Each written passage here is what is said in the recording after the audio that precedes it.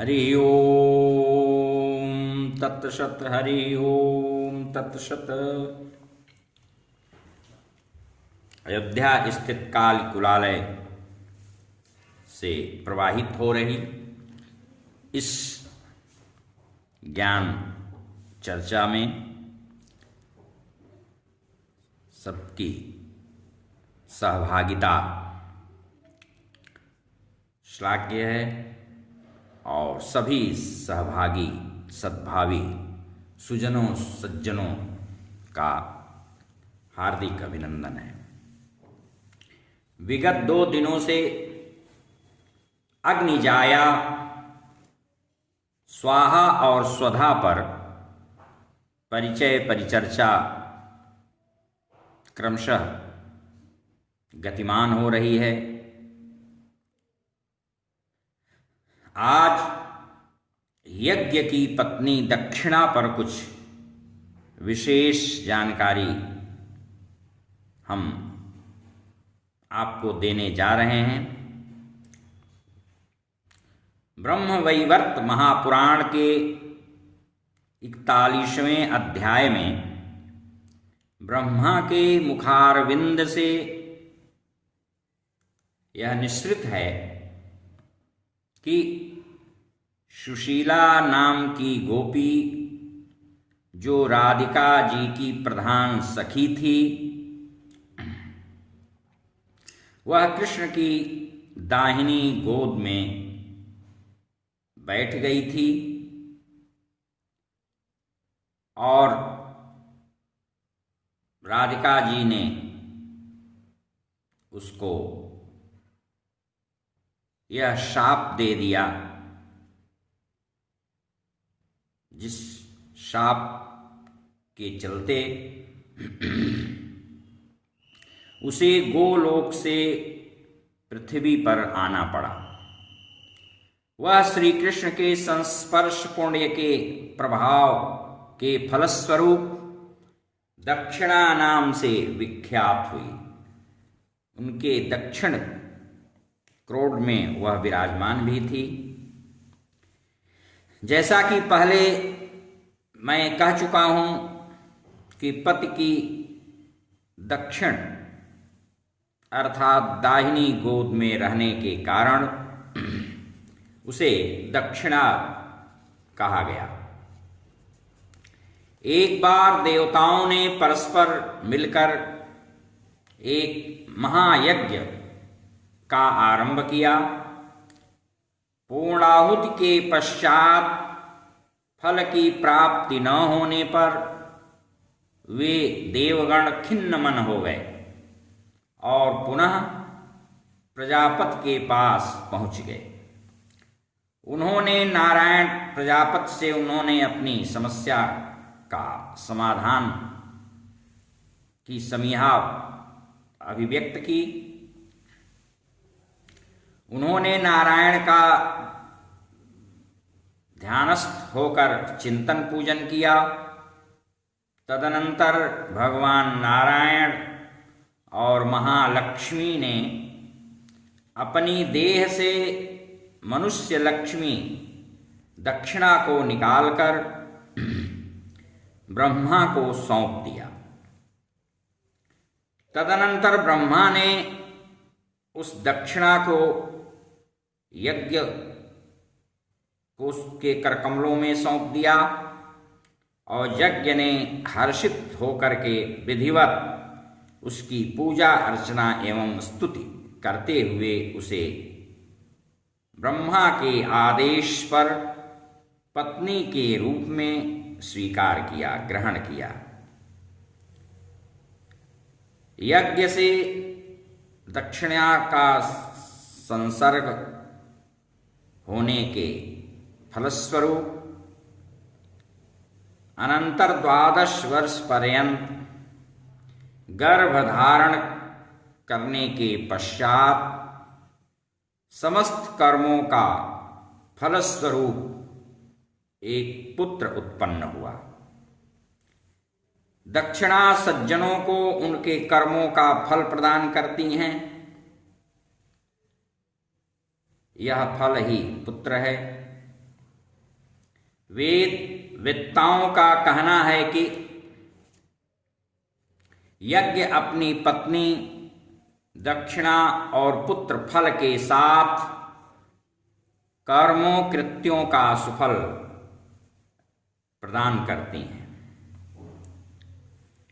हे मुने, जो कर्ता यानी यज्ञादि का कर्ता, यज्ञ आदि कार्यों को करने वाला, यह कार्य यज्ञ अनुष्ठान, कर्मकांड, पूजा पाठ कराने के पश्चात जो तुरंत दक्षिणा प्रदान नहीं करता है तो उसको दोष लगता है। इसलिए जो तुरंत तत्काल दक्षिणा प्रदान कर देता है उसी समय उसे फल की प्राप्ति भी तत्काल हो जाती है, ऐसा वेदों में भी कहा गया है। यदि कर्ता संयोग से उसी समय दक्षिणा साधकों ब्राह्मणों को नहीं दे देता है तो एक मुहूर्त व्यतीत होने पर वह दक्षिणा दुगुनी हो जाती है। एक रात्रि व्यतीत होने पर वह 6 गुनी, 3 रात्रि व्यतीत होने पर 10 गुनी, सप्ताह बीत जाने पर उसकी दुगुणित यानी उसका भी दुगुना, तथा मास 1 महीना व्यतीत होने पर दक्षिणा लाख गुनी बढ़ जाती है और वर्ष व्यतीत होने पर वह 3 करोड़ गुनी हो जाती है। इस प्रकार यजमान का वह किया गया सारा यज्ञ अनुष्ठान कर्म निष्फल हो जाता है तथा वह मनुष्य ब्राह्मण के धन का अपहरण करने का अपराधी हो जाता है। कर्म करने के अयोग्य और अपवित्र भी हो जाता है। उस पाप के कारण वह पातकी दरिद्र रोगी होता है। लक्ष्मी उसे शापित करके उसका गृह त्याग कर देती है। उसके लिए उसके द्वारा किए गए श्राद्ध तर्पणादि को पितरगण भी ग्रहण नहीं करते हैं। इसी प्रकार देवगण उसकी पूजा और अग्नि में दी गई आहुति को स्वीकार नहीं करते। अंत में ऐसा अपराधी मनुष्य कुंभीपाक नामक नरक में जाता है और 1 लाख वर्ष तक यमदूतों के द्वारा ताड़ित होता है। दक्षिणा समेत सुसंपन्न किए गए कर्म का ही फल प्रवृद्ध होता है। ब्रह्मवैवर्त पुराण में दक्षिणा देवी का ध्यान, स्तोत्र और पूजा का विधान भी कांड व शाखा के अनुसार बताया गया है। यज्ञ देव का भी यहाँ पर एक वक्तव्य है। कार्तिक की पूर्णिमा में राधा महोत्सव के समय रास में कृष्ण के दक्षिण भाग से दक्षिणा उत्पन्न हुई थी, इसलिए उनका नाम दक्षिणा हुआ, नामकरण दक्षिणा हुआ। बिना इनके कर्ताओं को कोई फल नहीं प्राप्त होता है। स्वयं ब्रह्मा कर्म रूपी हैं, महेश्वर फल रूपी और विष्णु यज्ञ रूपी हैं। और यज्ञ दक्षिणा फल इनके सार भाग हैं। निर्गुण एवं प्रकृति से परे रहने वाले परब्रह्म ही फल के दाता कहे गए हैं। इतना कह करके यज्ञ के अधिष्ठाता देव उसके सामने स्थिर रहे। अनंतर वह कमला की कला दक्षिणा प्रसन्न होकर पति रूप में उनकी सेवा करने लगी। यज्ञों के आरंभ में दक्षिणा स्तोत्र का पाठ बहुत ही मंगल मोदकर शुभ एवं प्रशस्त कहा गया है। यहाँ पर इस बात का भी निर्देश दिया गया है कि शालग्राम या कलश में दक्षिणा का आवाहन पूजन करना चाहिए।